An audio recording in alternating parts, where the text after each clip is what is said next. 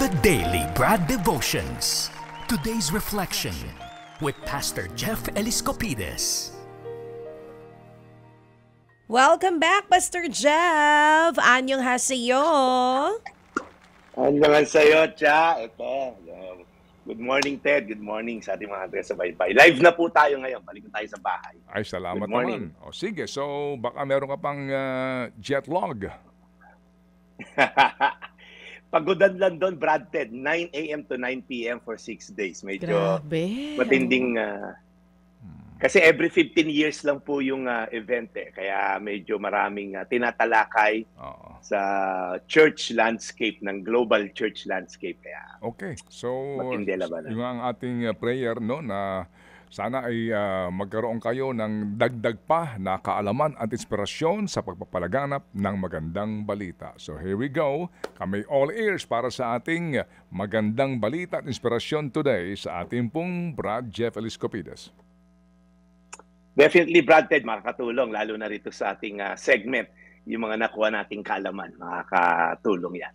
Good morning muna kay Bon Salomon. Ayan, sa San Mateo. Ang ating tagapakinig. Yan. Pag-pray natin yung naging aksidente dyan sa lugar nyo. Alam nyo po, minsan mahirap magtiwala sa mga bagay na hindi natin nakikita. Sabi nga, to see is to believe. Tama po ba? Alam nyo yun, parang naglalakad tayo sa dilim, hindi mo alam kung ano yung nasa harap mo. Parang nakakatakot. There's so much uncertainty. May mga bagay na talagang hindi mo gustong harapin dahil sa takot or alinlangan. Pero ito po yung beauty ng tinatawag sa Biblia na faith o pananampalataya. Ito po yung pagtitiwala sa Diyos kahit hindi mo pa nakikita yung kabuang picture ng mangyayari. Sabi po sa Hebreo 11:1, ang pananampalataya ay ang katiyakan na matatanggap natin ang mga bagay na inaasahan natin. At ito ay ang pagiging sigurado sa mga bagay na hindi natin nakikita. Sabi po doon, faith is the substance. It's being sure of what you hope for. At yun daw po yung ebidensya ng mga bagay na hindi nakikita. Alam niyo po mga kapatid, faith is about believing before seeing. Kabaliktaran po ng mundo. No? Sa mundo, tingnan ko muna bago ko maniwala kung talagang lilipad yung negosyo na yan. Tingnan ko muna kung talagang totoo yan. Pero po sa arena ng pananampalataya sa Diyos, maniwala ka muna, saka mo makikita. It's knowing na kahit hindi pa natin nakikita po yung resulta, may pangako kasi yung nagbigay sa'yo ng pangako at may kapangyarihan siyang tuparin ito. Yun po yung kaibahan. Kumbaga, parang ibinigay na ng Diyos yung down payment ng mga dalangin mo.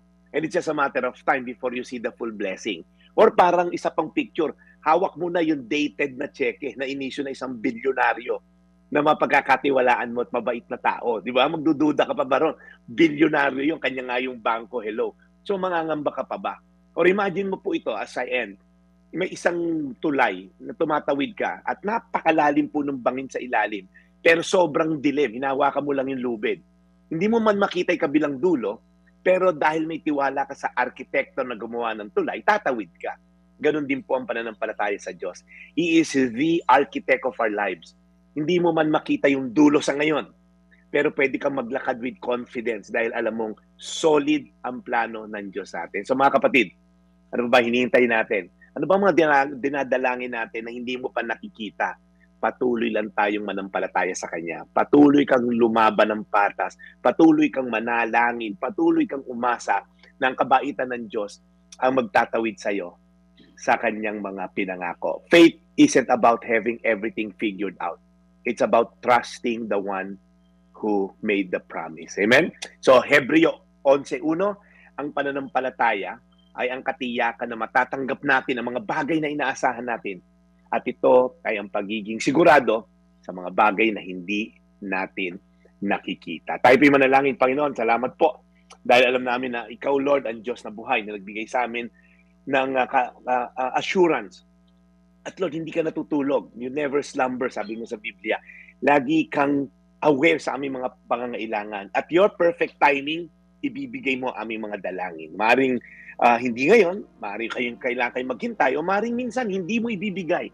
Dahil alam mo, ikakasama namin. But nananalangin kami't naniniwala, the best, Lord God, is prepared for us. Salamat, Lord. In Jesus' name. Amen. Amen. Amen. Mahal na Panginoon, maraming salamat po muli sa napakagandang mensahe na amin napakinggan today.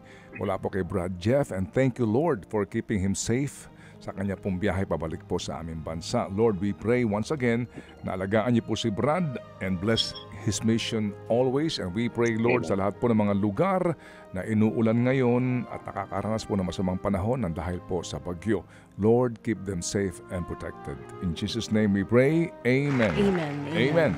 Salamat na marami, Brad, and welcome home. And nice to see you again. Abangan namin tomorrow ang isa pang edisyon ng The Daily Brad. Yes, Brad Ted. Live na tayo hanggang sa mga susunod pang araw at linggo. Maraming salamat sa opportunity. Okay, Brad, sige. So, you may now go back to sleep.